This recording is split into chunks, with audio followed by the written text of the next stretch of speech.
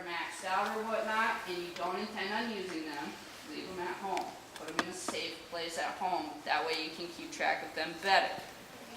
If you only use 1 or 2 cards when you go out to run errands on a daily basis, those are the only 2 cards that you should probably keep in your purse. You don't need all 15 of them. You know, if you have a Cabela's card and you only use it when you go to Cabela's, then only take it when you intend on going to Cabela's. Otherwise, it's free credit for someone to steal from you if they take it first. Leave your Social Security card and birth certificate at home. So many times at the Laconia Police Department, a guy or a girl, I lost my wallet. Well, what was inside? My birth certificate, my Social Security, my license, and my credit cards. Okay. Jackpot. Yep, here we go. So, birth certificates and Social Security cards, a lot of times at our age, we know our Social Security number. Keep your Social Security card at home unless you need it for certain documentation. And if you do need it for that certain documentation, then you're going to know in advance and you can prepare in advance. It should be something that you carry on you all the time. I would also recommend making a copy of your Social Security card and your birth certificate and putting that in a safe place so that if you do need to take it outside of the house, you at least have another copy for your reference if you do lose it somewhere. Yeah. Yep. Computer safety. Use a secure connection. That Wi-Fi that you're stealing from your neighbor might not be the best choice. That's because if you do plan on going and checking your bank statements over the internet, which I know I do, use a secure connection because then other people can't see what you're doing or have access to what you're doing. There are tons of computer hackers. The kids these days are smarter than they look. They're super savvy at the internet. You don't know who's watching what. So use that secure internet. A lot of times if you get wireless internet at home, you'll need a password. You'll need a router. That router will also have a password. So use what you know. Don't open emails or click on strange links, especially if it's from a stranger. If you don't know anyone named Mary Jones and nobody business-wise said that they were going to contact you, whose name is Mary Jones, don't open that email from Mary Jones. It's going to be a scam. My mom, who's a real estate broker in Connecticut, said that about a month ago she got an email from a guy named, I don't even remember, a very common name. It wasn't anything special. They got a phone call from this guy, so now we're doing email and phone, saying, I'm looking at property all across the state of Connecticut. So she said, well, I can help you out with that. Send me what you're looking for. He said, all right, I'll send it to you. He sent her some stuff in an email, and that email had an attachment and it said mass assault. So what it was a virus. If she had opened that email, it would have downloaded into her files, and he would have had all of her information. Her business information, her personal information, anything on that computer would have been at risk. So be careful as to what you click on. If you have a spam filter for your email, a lot of times it'll catch those weird ones that the companies have seen, so use that. Use virus software. It's the best thing for you, for your computer, especially if you have personal files or if you have a business that's run off of your computer. Download that virus software, even if it costs a couple bucks. It's going to be best to protect you. And password protect your computer. That way, if you have a laptop or if you have an iPad and you have tons of favorites, banks, credit cards, whatever, and your personal files are in there, password protect it so if you lose it, it's not as easy to get into. Of course, when you lose it and they go up at the police department, we can't get into them either to find you. But if you're looking for someone, at least we'll have the object. Passwords. Don't use the same password for every account. Okay? I have a couple of passwords. I use 2 or 3 and I vary amongst them. When the website says to change the password, I fall back on one of the other ones. Do not base your passwords on personal information. If your birthday is your password or your PIN number for your debit card, change it. Use something weird. Your children's names, pet names, and that's because if someone knows you, those are going to be the things that they guess. Use phrases made up of one or two or more words. Try making up your own words that only make sense to you and can't be found in the English dictionary. Use upper and lowercase letters and add numbers and special characters like the @ sign or the exclamation point. That way it varies. And some contact smell. The do not call registry. It's in blue, I'm sorry. Opt out of junk mail. It's optoutscreen.com. And direct marketing mail. It's DMA choice. If you want these, I can give them to you after. Is that junk email or junk US Junk mail? mail. US mail. Okay. And what to do if you are a victim. Sometimes it's gonna happen.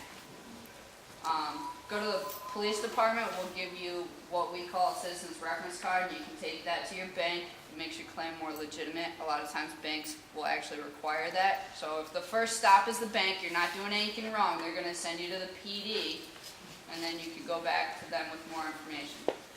Notify the credit bureau. Call the credit card company involved, or go directly to the bank. Freeze your credit report and your bank accounts, and monitor your bank accounts and credit reports. So if you are a victim of fraud, that doesn't mean that the game is over in that moment. Continue to monitor your stuff because the idea is that it could reoccur. Freeze your credit. Call the credit report, one of the credit bureaus, and they'll do that for you. They'll monitor your credit. Like my credit, I told you that my bank card was used. Well, I went to the bank, I filled out a financial affidavit saying that this wasn't me. I was working in Laconia while someone was using my card in Illinois and all around the country. They said, okay, we're going to freeze your bank account. They gave me a new card. And then about 3 months later, I got a phone call, and I thought it was a hoax from a credit report company saying your credit is all messed up. And I said, yeah, right. And I went on, and it actually was. So I went and I got, and it was free through one of the credit report companies. They monitored my account for 90 days so that my social security number wasn't being used, my credit wasn't being used outside of where I live and how I normally act. And then after the 90 days, you just pay a small fee if you still want to. If you still want to continue it, yep.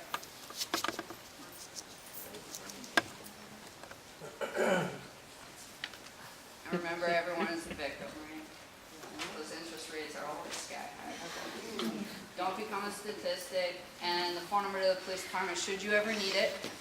We come to your house if need be. So if you are a victim of any fraud-related bad check, fraudulent use of a credit card, any sort of crime, or any suspicious activity, you don't have to actually go to the police department. We do come to your house. If you want to come to the police department, you can also do that. Does anybody have any questions on any of the information that I've given you? I have a question. Yes, ma'am. If we're victims of credit card fraud, and like, say, the credit card company is aware of it, and they take care of the charges and everything, do we have a right to ask them, did they find out who used our card and where they got the information for our number and stuff? Sure, you can most certainly ask that. I don't know if they'll tell you that. A lot of times it might be, or a lot of time it's someone that they don't know either, and the banks will just eat the charge if they're small. If they're large and it is a solvable crime, then they might be able to let you know, or you might get subpoenaed to court someday. If it shows up that it was something used in the town that you live and you reported it to the police. I took a case where someone's checks were left behind in an apartment that they moved out of, and the poor guy found that they had overdrawn by thousands of dollars, and it was someone here in town. So I was able to track that person down, and criminal charges actually went forward in that case. So it all depends on what the circumstances are. But his first stop was to his bank, and his bank brought him to the police department, and I was able to work with the bank in getting information. So if it's solvable, then we do the best we can. If it's not solvable, then the bank will more times than not eat the charge. I'm just kind of curious, so, since this happened to me twice, I'd like to know how these people get my number, I don't know. I don't know how they got my number either, so I'll never know. The best thing for you to do is just to continually monitor. I think like the lady who said that she couldn't file her tax returns recently, I think it's someone just sitting there putting in a number until something backfills. You know, and some whizzes have the ability to just hook a computer up to a computer and just let them blow through numbers until they get a whole series of them, and it's completely automated. Yes? Do you have a list of credit report numbers? And I've never gone Well, after those credit reports to find out. You've never checked your credit report? I have websites, I don't have phone numbers, but I do have the phone numbers to like the credit bureaus. You can call them. Do you have the numbers now? Yeah, I have them on here, I can give them to you after. Okay, Yeah. sure, thanks. Yes? What was that slug thing? Oh, I didn't go through it. The slug was the card Oh, reader. that's the, Oh, okay. I thought it was this person doing it. Officer Cardinal, I've noticed that I've gotten emails where it's people's names that are on, like I'm getting it from somebody I know, but you look at the body of the link and it's, You look at Gibberish. the email address and it's not yeah, their and email address. so, Right. I mean, If there's it so looks much weird- trickery out there. Right. If it looks weird, it probably is weird. If something comes with an attachment or click on this link, Yeah, and you don't know what it is, and it's from a known source, still be suspicious. More times than not, we have our friend's phone number. Hey, did you just send me a link? No. Delete that email. It's from an unknown source at that time. You know, what I've heard, and I don't know if this has to do with this, but you know that a lot of ladies get emails saying, send this to 10 of your friends, that kind of thing, that chain type of thing. That's where people get information of your Yep. name. And email account. Any other questions I can answer for you guys? Facebook, like this to win or post or? I'm sorry, we can't hear your question. Facebook, Pardon me? like this post to win or post something? Yep, I mean, and a lot of some are times you have your local phone businesses. number on your Facebook account, or some people have their phone number, they'll have an email address linked to their account, your name. Most people don't use fake names, some people use a variation of their name.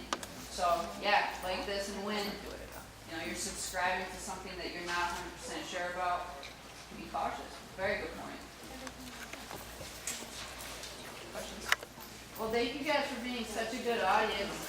If you seriously have time, check out that movie Identity. See if it's funny.